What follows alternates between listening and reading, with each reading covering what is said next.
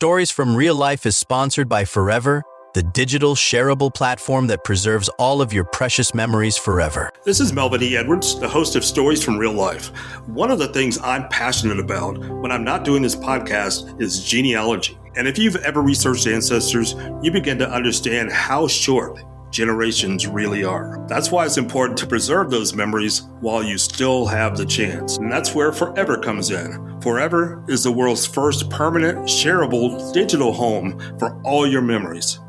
Look, your photos, videos, and family stories deserve more than temporary cloud storage. With a Forever storage account, your files are guaranteed safe and protected for your lifetime plus 100 years. Your lifetime plus 100 years. And here's what I love.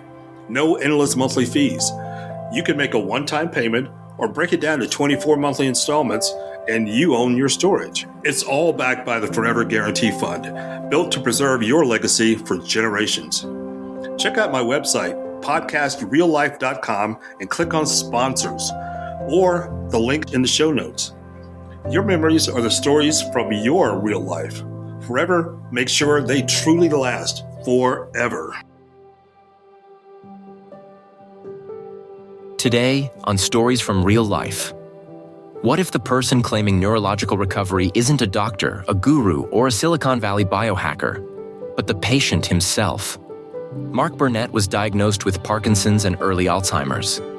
Instead of accepting decline, he began an unconventional search that led him to Japanese research, self-experimentation, and the creation of My Brain Restore. In this conversation, we examine what he claims, what he can prove, and where hope, science, and skepticism collide. This is not a miracle story. It's a challenge to medicine, to regulation, and to how we think about brain disease. This is Stories from Real Life with Melvin E. Edwards. And today's story is Mark Burnett's, The Healing That No Doctor Prescribed. You are listening to Stories from Real Life, a podcast by engaging storytellers for engaged story listeners. Here's your host, author and journalist, Melvin E. Edwards.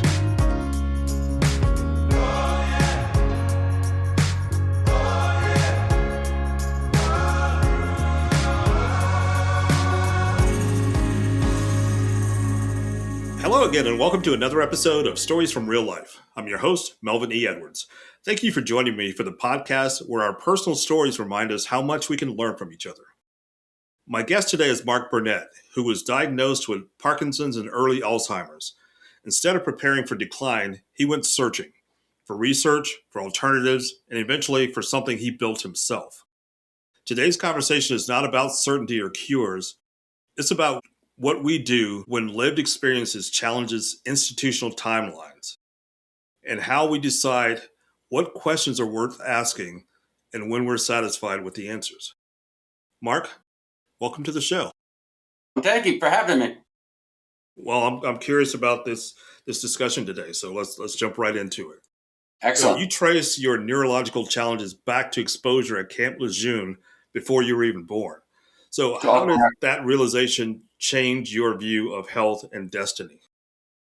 Well, at first, obviously, this was sort of a government secret. So from 1958 all the way up to 1987, I think it was. Actually, 53 through 87 was when the base was contaminated with the water.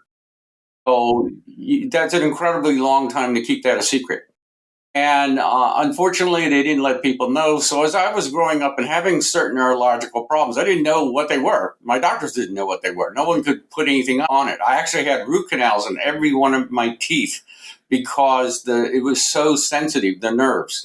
But I didn't understand why. And so it just led to eventually getting worse, as you always do with these type of diseases. Parkinson's, actually, most people don't know that 70% of the people that are having Parkinson's disease that were on the base, actually, I should say this differently, Camp Lejeune has a 70% higher, according to the government, than any other American military base. So there's a huge amount of people there that are suffering from Parkinson's. It's considered a tier 1 disease there. And I got it during COVID. So, I really got hit with it. So I started stumbling, falling into things, tripping, things you kind of put off to old age. I was getting there towards, I was getting ready to retire, 65. And, you kind of put it off until you realize you start falling down, hitting your head, you start really injuring yourself, and you're like, something's seriously wrong here. Wow. So what were your first thoughts and emotions when you realized both Parkinson's and Alzheimer's diagnoses at the same time? Wow. Let's just go for the top two, right? If you're going to have it the worst. I kid people. I say, I have Parkinson's. I fell downstairs, but at the end, I have Alzheimer's, so I don't remember why. You gotta have a little humor in all this. It was devastating, as it is for everyone. Whether you have Parkinson's or Alzheimer's or dementia, these are devastating neurological diseases that don't come out well. My doctor did not give me a good prognosis for this going forward. This is only going to get worse. And they pointed out once you get to Parkinson's, you're usually at about 50% of the dopamine producing cells in the brain already died or already gone. So at that stage, you're really kind of way past in trouble. For me, I was literally at stage 3, which is that walker level. That's where I was headed next. And, that's when I decided that I just couldn't stick with the medicine they were handing out that was from the 60s. That was L-Dopa, discovered in India from a plant in the 1960s. And it's been the go-to medicine, but it's like giving an insulin patient or a diabetic patient insulin. You're not curing it. You're just giving them something to replace the actual problem. And that wasn't good enough for me. So at what point did you decide that conventional treatments weren't enough and that you had to either seek or create your own solutions?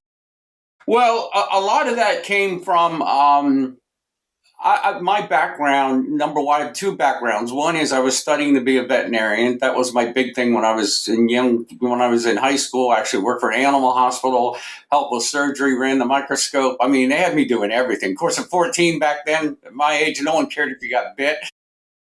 I really studied science well, but then at our school, we got a University of Maryland's mainframe terminal, a terminal. Okay, just one of these things where you plug the phone into, you communicate with it, old thing.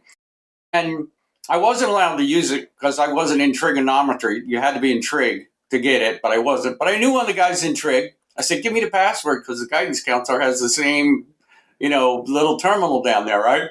So I went down there, asked the guidance counselor, let her take the blanket off the thing she never used, and went in there and started using it and taught myself programming from the University of Maryland's mainframe. Now, I'm probably one of the first hackers. Sorry, guys at University of Maryland mainframe. But, and then I really realized you could take something from a blank screen and turn it into something real. I learned and taught myself database programming. So the combination of these things led me to, my thinking, my being in retirement now, reaching that 66 already and going, I got to pull out of retirement and fix my problem. I got to figure it out. And that's when I really read a lot of research, got into it, and then started realizing there were other elements out there. There were other things out there that might help that were just stuck in political nightmares. Can you describe what it was like to be your own first test subject and then the ethical considerations that came with that decision? Well, when you're your own test subject, you don't have much ethical things. You only want to get better.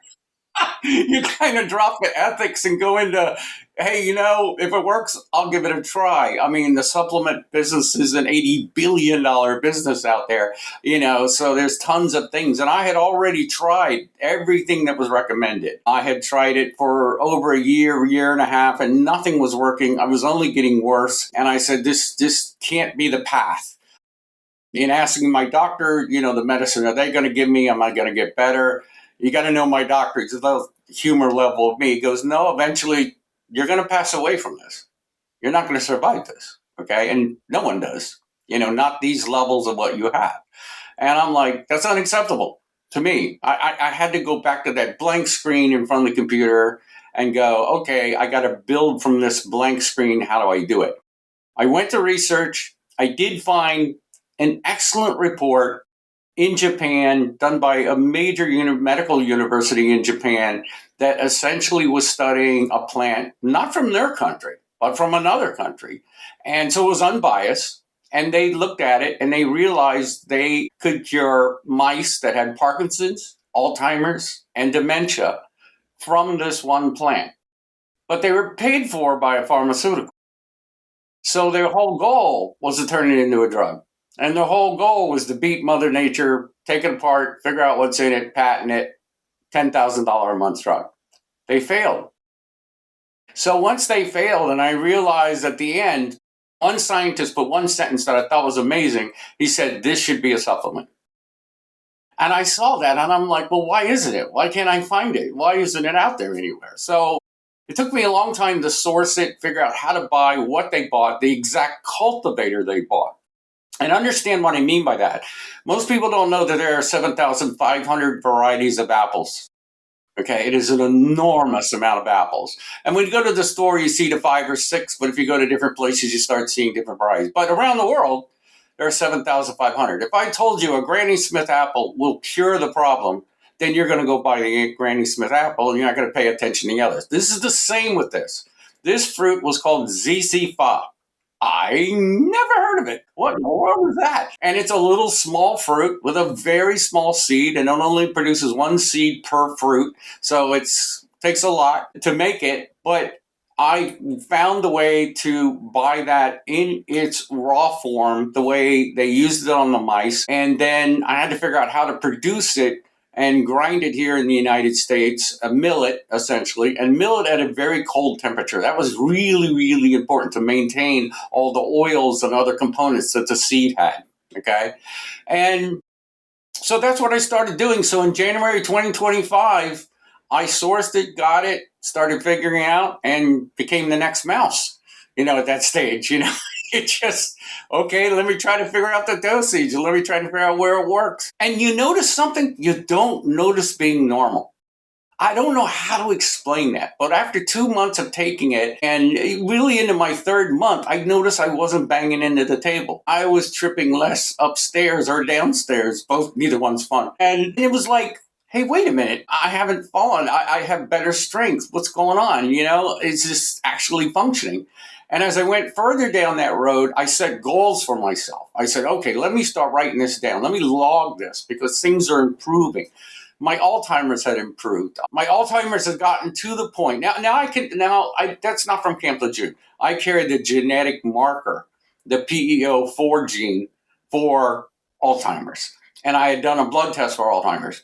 Bingo, I got it. I was in the wrong direction, wrong numbers. Yeah, okay, I get it. But what scared me the most was driving home a road I had driven down for 20 years and literally getting lost. And I couldn't remember how to get back home. And if you're a man, you do what a man does, you just keep driving, right? You don't press Google, take me home, because we're just stubborn. So after driving around long enough, I found one of the roads that I needed to be on, got on it, and went home, but it scared me to death, that happened. So the combination of that scaredness, that loss of memory, forgetting where my wallet was, forgetting where I walked into a room, but also tripping and falling, these combinations were all coming together that I had to break away from the norm. I couldn't stay with the neurologists and everything. They were peddling the old stuff they've been peddling since the 60s. Giving you no real hope, and understanding anything else down the road was 10 years down the road. What fills the gap?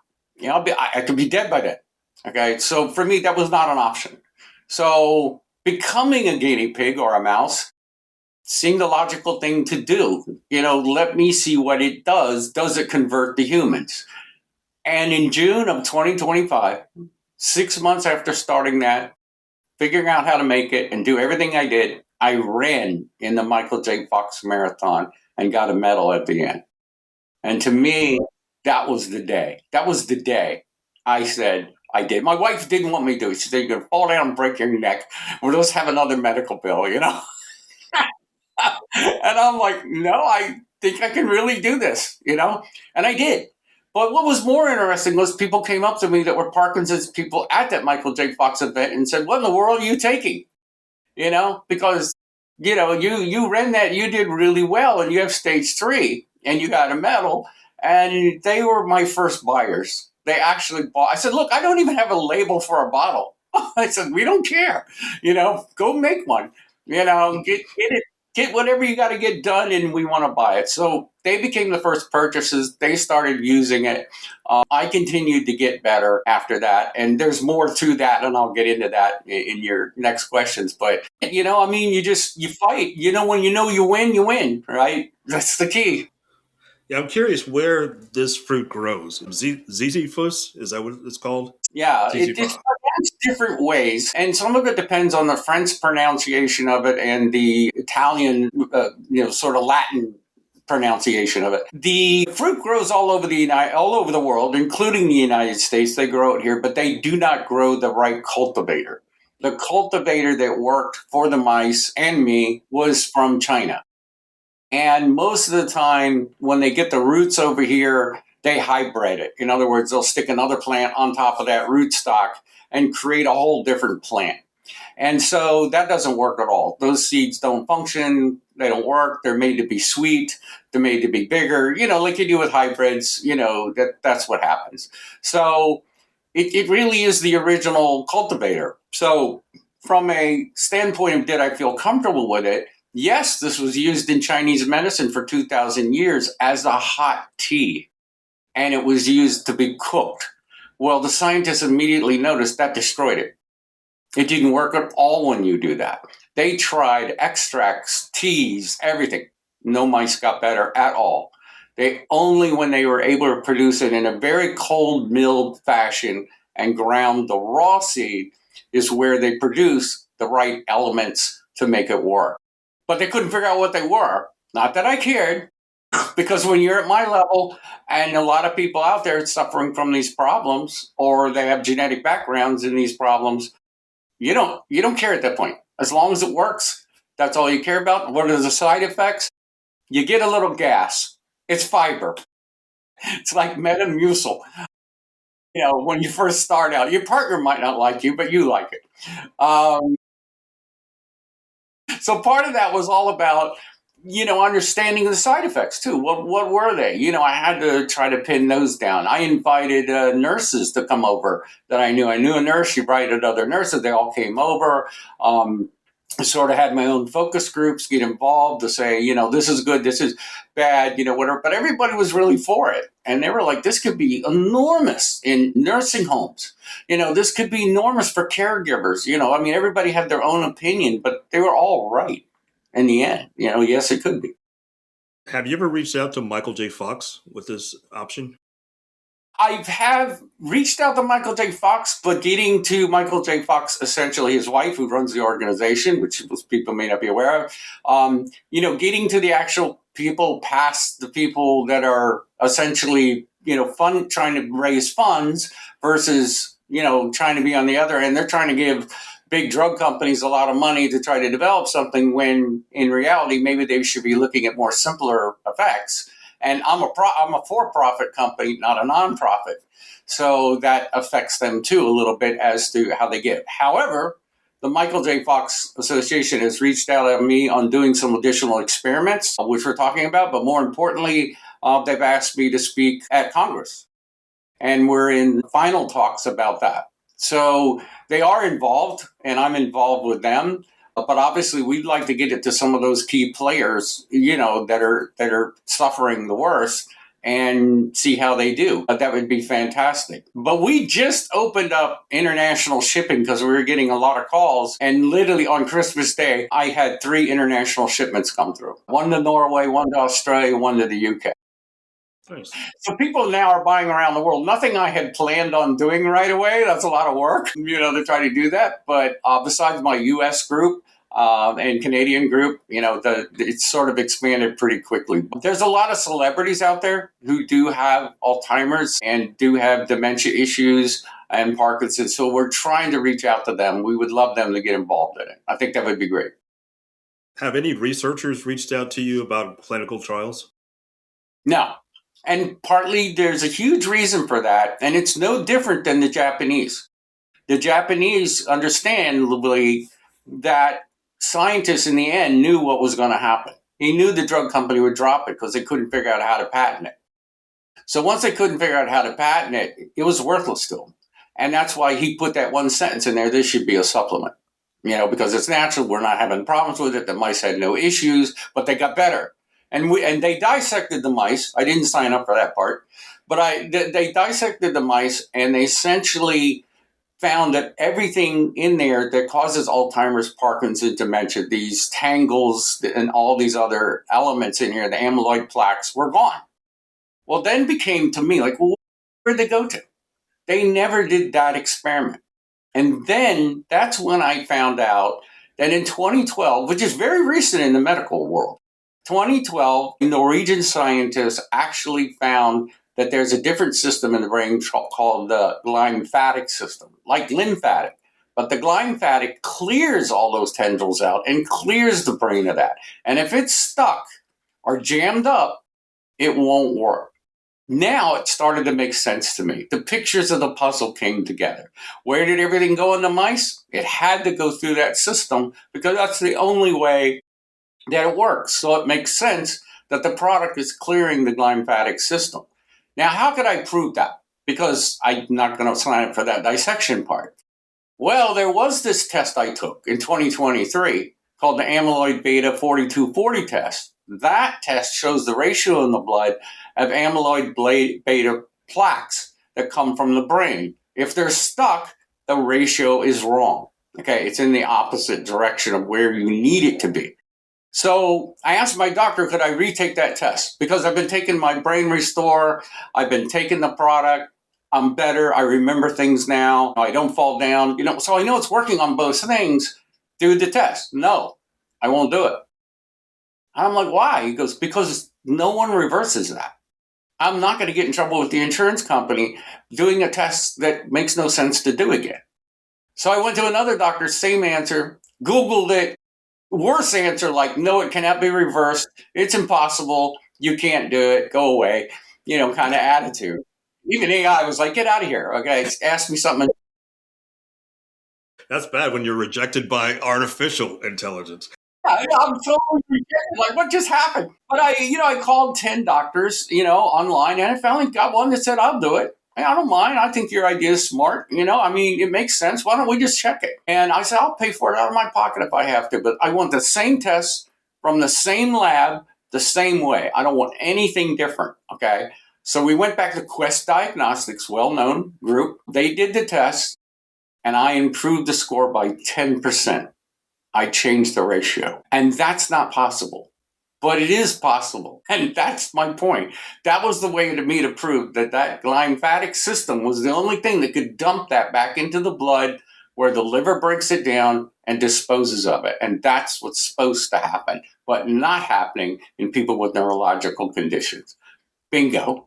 And again, this is the kind of stuff I do. I don't quit everything. If there's another test rolling around, Michael J. Fox group or the Alzheimer's group want me to take it, I'm right there. How do you thumb your nose at OpenAI? Well, I see the mistakes it makes being a former programmer. You can tell when a hand's going through a table or someone has 6 fingers or something like that. It's got some, what they call in AI, hallucinations, and they actually have a term for it. I've seen that work. You kind of have to work around the hallucinations. And one way you do that, you run the same script through different AI programs and see if you get a consensus, between the two. And then it just comes down to, okay, that sort of made sense. Now let me sort of put that to practice. How do I now quantify that in an experiment that I can do? So that's kind of how I do it and deal with it. So what safety guidance do you give to new users? Sure. Well, if they, each person's a little different here because we're dealing with different neurological diseases that are going to have different sort of, returns. For instance, let's just take Parkinson's. Okay. For myself and the other people taking my Brain Restore, that they get at mybrainrestore.com or they can get on Amazon. We just got on Amazon. We're essentially now looking at it from a standpoint of giving them sort of an outline list of what they should look for. Number one, for Parkinson's people, it's going to be greater strength first. A couple of my people that are buying the product are actual retired doctors, which I thought was weird, but I kept seeing these DRs in front of names when they were ordered, and finally got, called one of them and said, what do you do? And he goes, oh, I'm a retired neurosurgeon. I'm like, okay, I'm at the top of the list here then, dude. Why are you taking it? He goes, because I know nothing else works. I know the world. There's just drug companies pushing things. But he said, I noticed strength right away. I could do maybe 3 reps with some weights and I'm done. Now I can do 10. And then another doctor I talked to, a woman, very nice woman, she said, I always walk down this nature trail behind my house and I had to hold on to my husband's hand. And I noticed that I felt, after taking this for 3 months, I felt like something was a little different, and I let go of his hand. And I walked all the way back home without holding onto his hand once. I didn't lose my balance. She goes, I always lost my balance. And she goes, I know it's working. And one day she got a little terrified because we had sent it out and she didn't get it right away and she had to go somewhere. And she goes, can you overnight it to me again? I'm like, sure. These people are serious. Once you find something that works, and as one person put it, look, if you can improve people by 10%, just 10%, not cure them, but they'll be so happy taking it, and that's the element that we really look for. For me, it's a huge turnaround. For other people, it's huge, way more than 10%. These are enormous turnarounds. For people with dementia and things of that order, and I would say Alzheimer's, for me, I think that turnaround was a little faster than taking that 6 months to a year time period that I was kind of involved for the Parkinson's. I started remembering things and things sharply. So what we did, we actually get this. I recommend all my Alzheimer's people, go buy this game, okay? My camera's chasing me. Yes, it's called the matching game for those of you who are listening. Yeah, the matching game, which you do these little animals and you get a pair of animals each, and you try to match it together. Okay, so I felt I was pretty sharp with it. My wife is 15 years younger than me; she's a lot sharper than I am. And I sat down with her. I bought this game, and I said, you know my Alzheimer's level, but let's play this game. 36 animals, all 36. Let's put them on the table. And I played this little kids game. And she goes, I'll beat you. I really don't want to embarrass you, and whatever. I said, let's play the game. I played the game, and I beat her so bad she won't play anymore. She's like, so without getting political here, is that something like what the president has been doing at Walter Reed? I think, my clue on that is it's vascular dementia. It just reminds me of, because he has the hand lead thing, which there's been plenty of presidents who don't have this kind of problem. They shake plenty of hands. So in vascular dementia, you have blood vessels here that are causing problems. And it does seem like that, is what he's dealing with. Seeing other dementia patients, watching my friend who had Parkinson's and dementia actually pass away from it. And they gave him really rough drugs. Some drugs that had the most serious side effects. They were horrible, horrible stuff. But he didn't get any better. And eventually he died from it. He would argue with the mirror all day long. He would just go rambling off about stuff. And he could remember older things, but when you gave him something new, he couldn't remember. And his caregiver, and I'll give this as advice, his caregiver, and more women suffer from Alzheimer's than men, statistically. When you're doing caregiving, don't say, is this picture Bob? Is my name Betty? Okay, do not do that. And I saw caregivers do this, as I studied it. I saw this person do it. And I said, no, ask, what is your name? Who is that on TV? You name it. Because a dementia person will say most of the time, yes, yeah, you're Betty. It's not your real name. I would do that to him. I'd trick him. I'd just say, my name's, Frank, and he'd go, yeah. I'm like, it's not right. Okay, he's just agreeing. Okay, because he doesn't want to show that. People are embarrassed by all of this. Okay, this is not something people are not embarrassed about. People go hide in corners with these kind of diseases. I don't want them to do that. When I'm out now, people do not know I have Alzheimer's. People cannot pick I have Parkinson's. You've seen me on here right now. Okay, I'm level 3.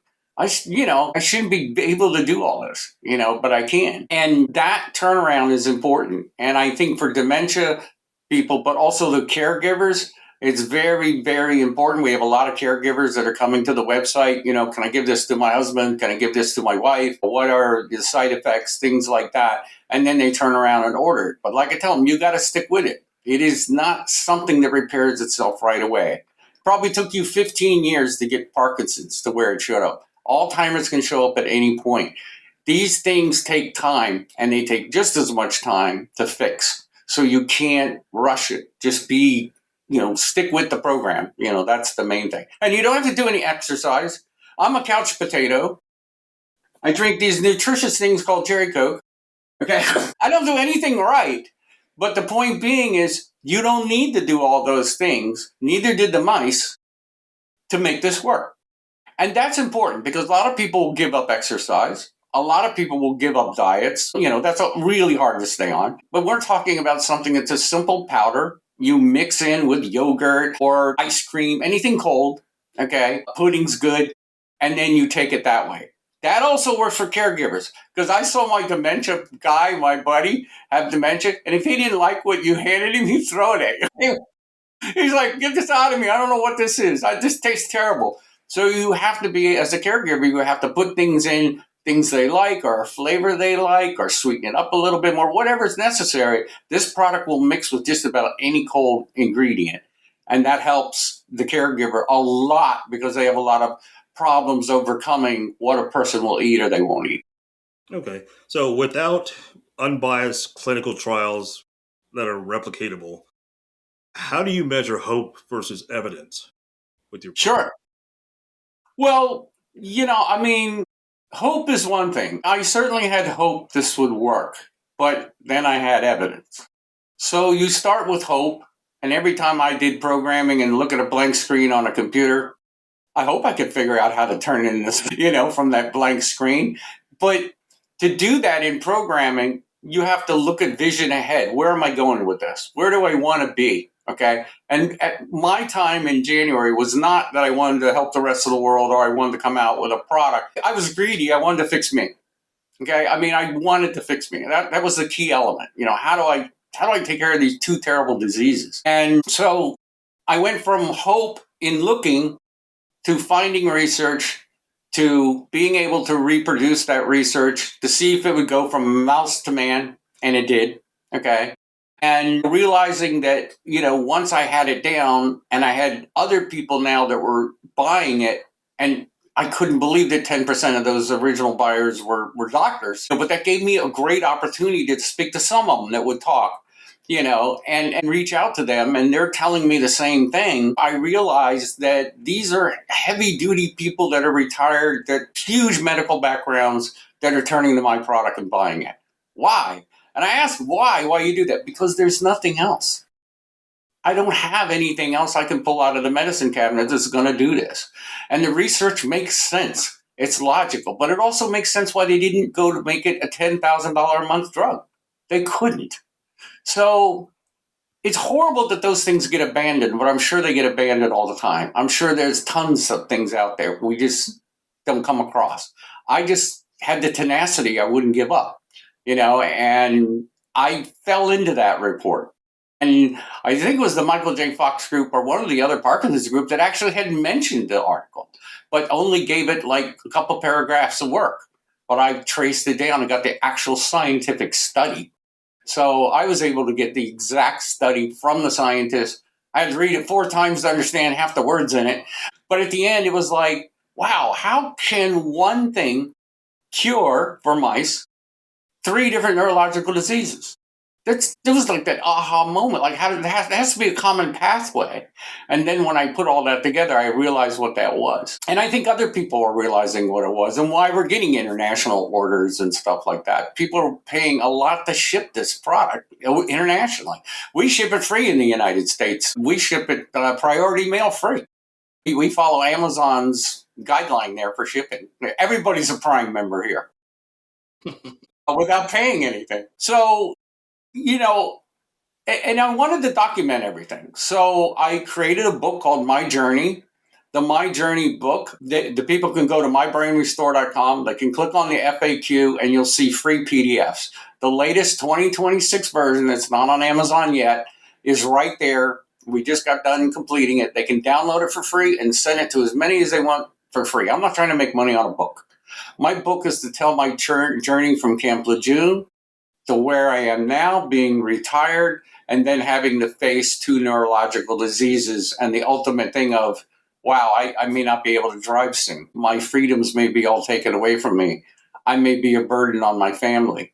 And sometimes family doesn't want to deal with you if you're that sick. But everyone knows someone with Alzheimer's, Parkinson's, or dementia. They know somebody, a family member, or whatever, or it runs in the family, and they don't want to get it, so they want to use it as a preventive. All these things started to click together, and that's how I made it from essentially a mouse study into something with way more than hope. And I believe, and the reason I can speak about it, because in the book I'm speaking about myself, but eventually on Amazon we'll start seeing those 5-star reviews. We'll start seeing these doctors jump in once they have enough time. Right now it's too young. We just put it up there. But, they'll all start coming in. So given your experience, what are your thoughts on the limitations of conventional treatments? Sure. Well, unfortunately, right now, the U.S. thinking is to repurpose cancer drugs to fight Parkinson's. And there's a whole thing going on right now to repurpose them. Sometimes when you repurpose a drug, it's not always the best idea. It just means I don't have time to develop a new one that actually works. I think this might work because of some models. It might function a little. The same thing we're doing in the U.S., the U.K. did, and the U.K. came back and said, those cancer drugs out there that they're using for this are way too expensive. They're not simple. They require clinical work. They require constant MRIs, and the cost to ratio of what it's worth, and it's only improving 35%. Not worth it. We're not going to pay for it.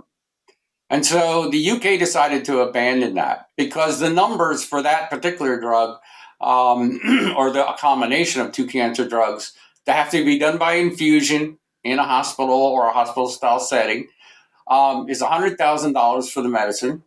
It is of $150,000 for all the clinical stuff because it's a 3-year infusion program you have to go through, and you get 35% better.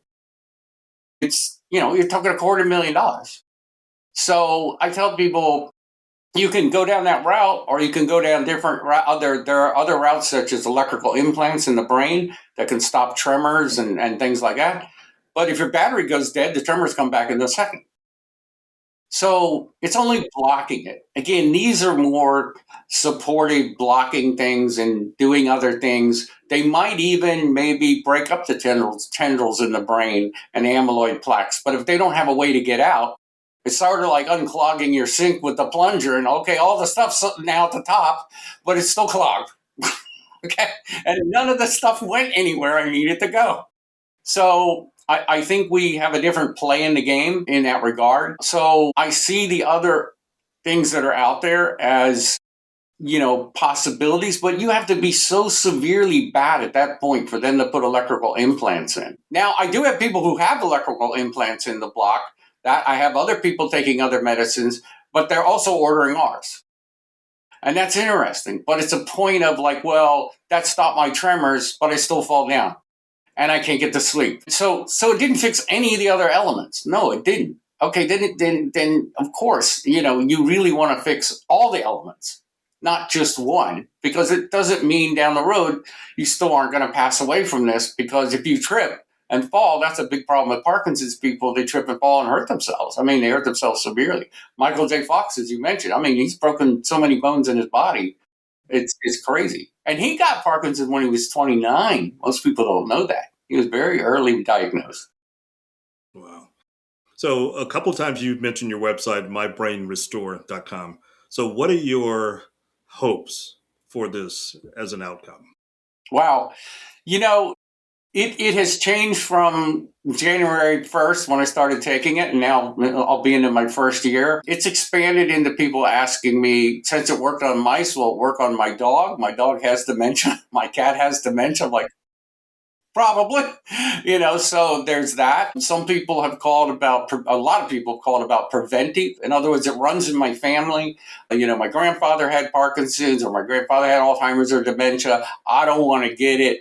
Can we use it as a preventive? In the mouse studies, fortunately, very fortunately, they took the control mice and they gave them the same ingredient. So after they got done doing all the other mice, they gave it to the control group who had nothing, and their ability to run the mazes and do the tests they did improved 20%. So they said, yes, this should be a prevent. So we have two formulas, 2X, which I take, which is 2 times the dose, and then the preventive formula that is just for people that want to keep this from ever appearing. Do everything they can to keep the gateway clear and things like that glymphatic system, cleared out. Better not to get it than to get it. Okay. But I think long term it is also, and it's going to be hard to do this, but to get it in the nursing homes and to other places like that where we're losing nurses. We have a shortage of nurses in the United States, yet we have a baby boomer silver tsunami of people retiring. So those two combinations don't go well together. That gives you a ratio of 10 patients to 1 nurse. Okay. And if this would come in and help 20%, think how much easier that would be on the nurses to go, I don't have to see Bob. He knows how to deal with that problem now on his own. He's getting better. He's not going to necessarily get out of the facility, but if his family signs up and say, I'd like him to be part of this, and the nursing group would get involved, and let's try it with 10 patients or 20 patients. Let's give it to them. Let's write everything down. Let's quantify it. We want them to. We want to help them quantify it. Because if they start seeing improvements, then they know it's working, and they know who it's working on and how it's working and the dosage levels. They become sort of our clinical trials, but also we know we're in trouble there. We know that nursing homes are overloaded. We know that people die needlessly. And I can tell you, I know hospice nurses personally. I know them.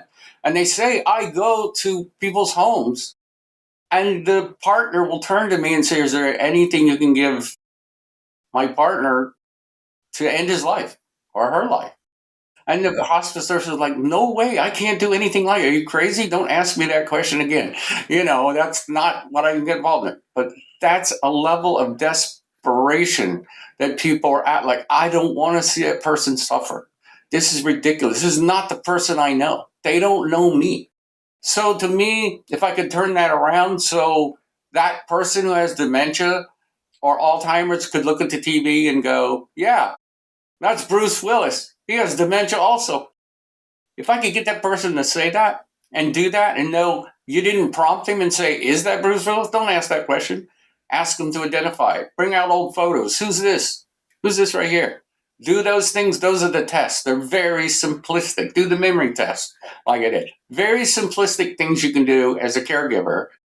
But if your caregiver component becomes easier to do, then that's taking the strain off you, because caregivers, it's depressing. It's horrible to go through. To see someone who doesn't know you, and if you can improve that and change that, that to me is huge. That to me would be huge. That's where I want to get to. So your site notes that FDA regulations prevent medical claims. So how do you balance sharing personal results with that kind of compliance? Yeah, sure. And it's definitely, the tussling here. Part of it is the book. The book is about my journey. It's not about the product per se. It's about my journey. It's about coming from Camp Lejeune. It's about all the medical tests I did. I post all my medical tests. Okay. So for me, I can say those kind of things. For other people, I have to say the FDA says, no, this is not a cure. No, it doesn't treat anything specific or anything like that. But I can talk about what I have, and I can talk about what other people have talked to me about, because they're putting in their personal words as to what they're doing. So I think if you look at Amazon, you'll notice that when we talk about supplements, it is the people doing the reviews that can say anything they want to say. And so we're just waiting to get to that point where these people jump in and start giving feedback, because they're not under FDA rules in any way. And the FDA rules basically just say we can't make necessarily the claim. Are we on the gray side? Probably. But then again, on the other side of that fence, I'm not sure there's any FDA employees left. Not to mention we're not doing any research on this, which we should be doing. That's all going overseas. We really have to look, into the supplement market is growing. We have an increase in the cost of healthcare that could be astronomical. We don't even know what it's going to be yet. I've heard some people say the new numbers they're getting went from $500 a month for their family of four or something like that to medical to $2,000 a month. How do you pay for that? We're going to have to look more towards supplements. We're going to have to look more towards, organic cures, if you will, to try to solve some of these problems, because we're not going to be able to afford anything that comes out. Some of the newer drugs coming out, I just heard one that was, it was a one-time thing to treat one disease. It was on the news last night. $3 million for one dose. $3 million. There isn't a drug, matter of fact, the person pointed out, there hasn't been a drug that's come out new that's under $45,000 in the last couple of months. They're outrageous, okay? And of course, drug companies are going to drop this. They're not going to get involved. So it puts us in a bad position in that we're kind of on our own. We have to think through these things. How do we deal with it? And I think probably my banker put it best. He works in an area where there's a lot of people with Alzheimer's and dementia that comes in. He has to help them with their accounts and everything. And he says, if you could just help these people a little, just a little, it would be great for them, for me, and everyone else that's around them. And so the fact that we know that it functions on me and it functions on the mice, I think we have strong scientific evidence that it went from mice studies to human. The blood work that I did is fantastic because that just shouldn't happen. I mean, that should have never happened at all, but it did. So I encourage everybody to get that blood work done. It's cheap, it's simple, it's just blood work, okay? Monitor yourself because you're going to become the advocates for this. Don't look for, and I hate to say this, even though I work with them, Michael J. Fox group or the Parkinson's group or the Alzheimer's group, because their job is going to raise money. And if this works, honestly, what's going to happen? Are they going to be able to raise money? You kind of put them out of a job. They're in a duality here where it's like, yeah, we really don't want to hear too much about your product. We need to raise more money for these guys to do millions of dollars worth of research. It's like, what's wrong with this? It might work. Definitely in some stages I've gotten a cold shoulder on that, but I understand, that's their jobs is to raise funds for studies. But if you have something that goes beyond a study, what do? Might cut down in your workforce. And I'm all for it. I'm sorry. Even Michael J. Fox just recently said, if I could close this institution, this foundation, because we found a cure, I'd do it in a heartbeat. And he's right. Yeah. All right, so I just have a couple questions left as we wind down the conversation here. So how do you address skeptics?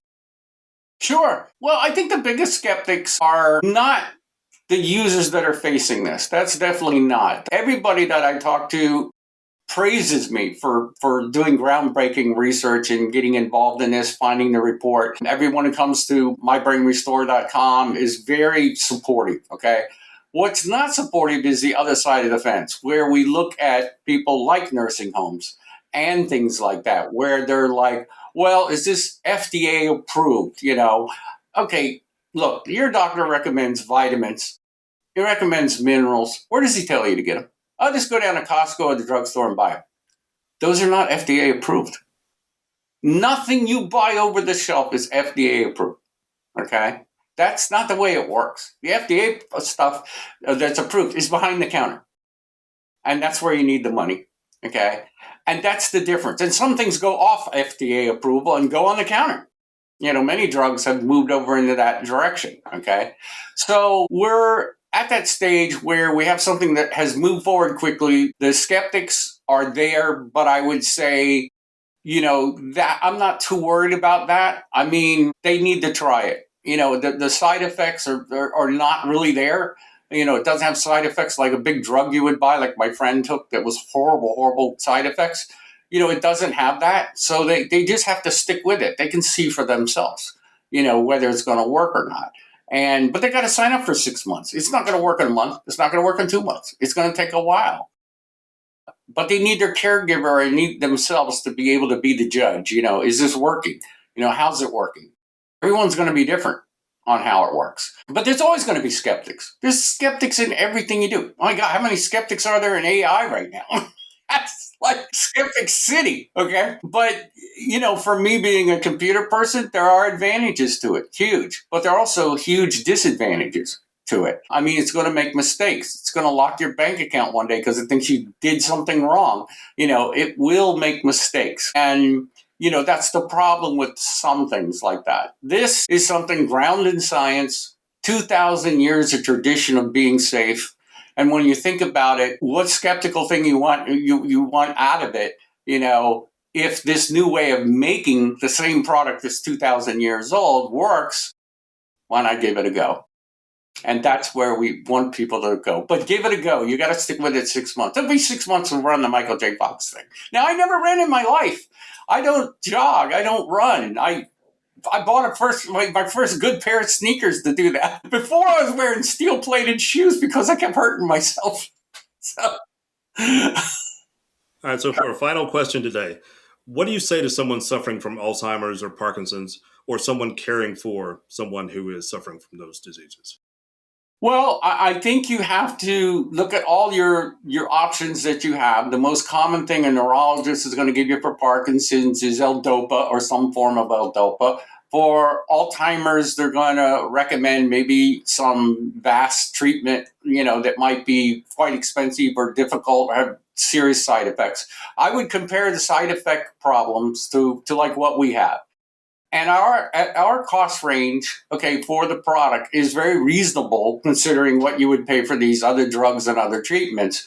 So I would say give it 6 months, give it a year. We have a subscription basis to make it simple. Our product mixes in with yogurt and pudding and things like that. So it's very, very simplistic to take. Try it, use it first before you go to those extra levels. And if you start improving, you'll probably be in argument with your neurologist. Because they're not going to be familiar with it. Trust me, my neurologist had no clue what I was doing. My neurologist did not want to order other tests. I fought them all the way. But you got to understand, they have 7 minutes to stay with you. They have other people in other offices, and we all know this. That 7 minutes goes by, you got an additional question. The doctor's like, just take what I'm giving you. Bye-bye, got to go. The nurse will take care of you from here. All of us have been through that. We're not that way. We have a phone number on our site. People call us and ask us questions. We don't answer by AI. You either get us or you get a message and we call you back. We answer it 7 days a week. We have email. We have everything. We're setting up a forum. We're doing everything we can to communicate with our people. So unlike any other supplement company out there, there's two factors here. Number one, we're wide open to talking to them. But number two, how many supplement companies where the person who's come out with a supplement actually has the disease? They're just big drunk. I don't know if any. Exactly. But we can guess. They're companies that come out with an array of different supplements. I have one supplement. I'm not planning on coming out with another one. It works. Why do I need another one? This works. I'll be busy forever. There's supposed to be around the world, 80 million people suffering from these 3 different diseases. I will be around a while. Okay. Well, we've been around a while today for this conversation, but this is where we're going to end it today. So our guest today has been Mark Burnett. Mark, thanks so much for being here and sharing your experiences with us. Oh, thank you. I appreciate that. And I hope everyone in the audience, if you do nothing else, just go to the website, download the book for free. It's 80 pages. It's a good read. You'll get to understand my journey and more about what we've talked about. And I think that's good for everybody to read. They should. It's free. You can't beat that. Yeah, can't beat that. And I'll put the link in the show notes. Perfect. Dan, thank you for being here. Thank you for having me. So I just want to tell the audience, you don't have to agree with Mark Burnett to take his conversation seriously. You can decide for yourself where curiosity ends and your restoration begins. And this is the last episode for 2025. So we'll wish everyone a happy new year and hope that next year brings you health and wealth and whatever you desire. So I look forward to being back with you in January. So this is Stories from Real Life. Until next time, don't forget to shine your light wherever you go. Thank you for tuning in to this episode of Stories from Real Life. Don't forget to subscribe and share. Let's meet right here every Tuesday and Friday. See you then.